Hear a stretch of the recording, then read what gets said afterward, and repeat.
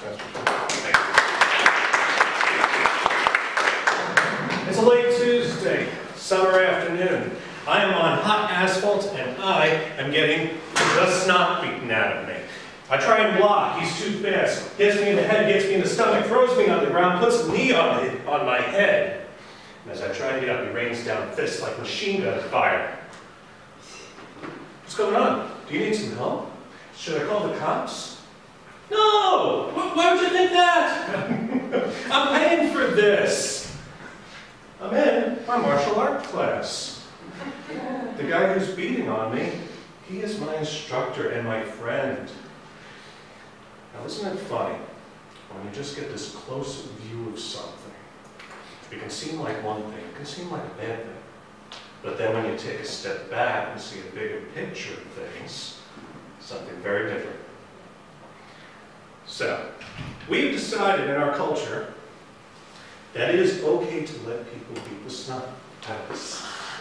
If it is in a martial art class, learning to beat the snot out of other people, or if it's in sports, in the pursuit of glory and fun and profit.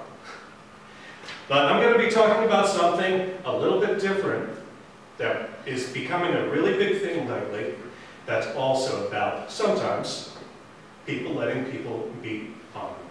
Though usually not nearly to the extent of our flat-faced friend over here. And that is BDSM. Suddenly it's everywhere, 50 Shades of Grey. You can't get away from it. It's, in the 90s, Madonna was doing it, and it was edgy, way out there. Now, SpongeBob is doing it. Family Guy, you can't get away from it. It is everywhere. And of course, the biggest thing, well, now you can actually find implements to do it with at Target, which even I think is a bit much.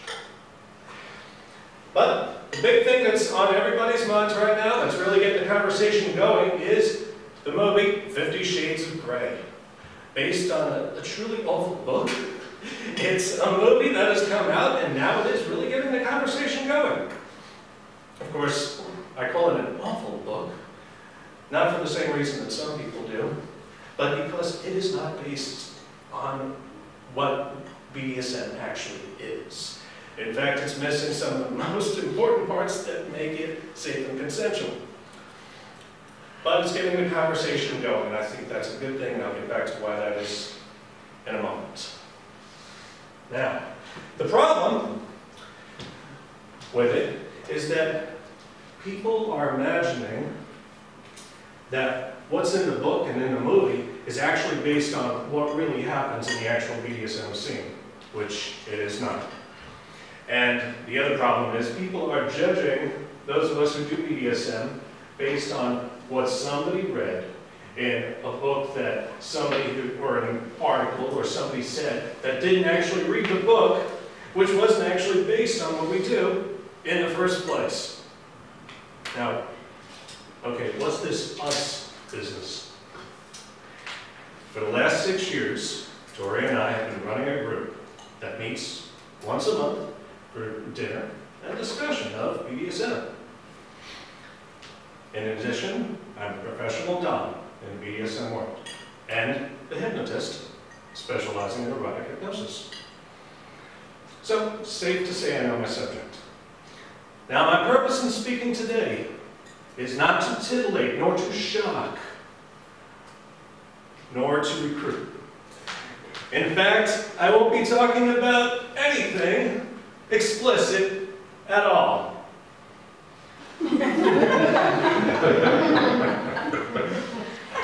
My purpose, rather, in talking is to inform.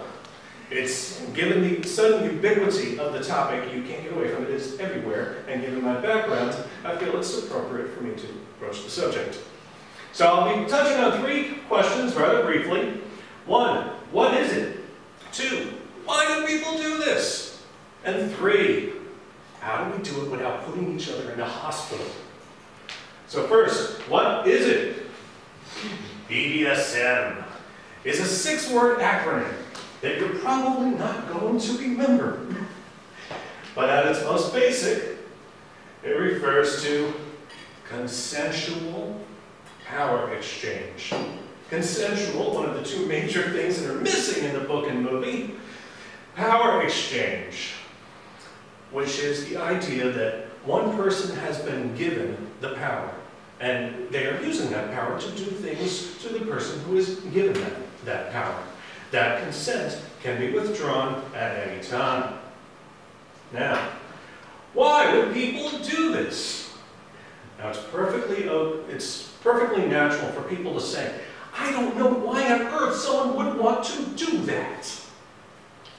In that form, it's almost like a question, because questions are good, and they open the door for understanding. The problem is, some people say, I don't know why people would want to do that, and then stick their fingers in their ears.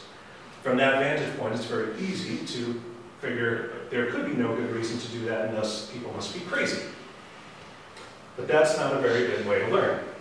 So why do people do it?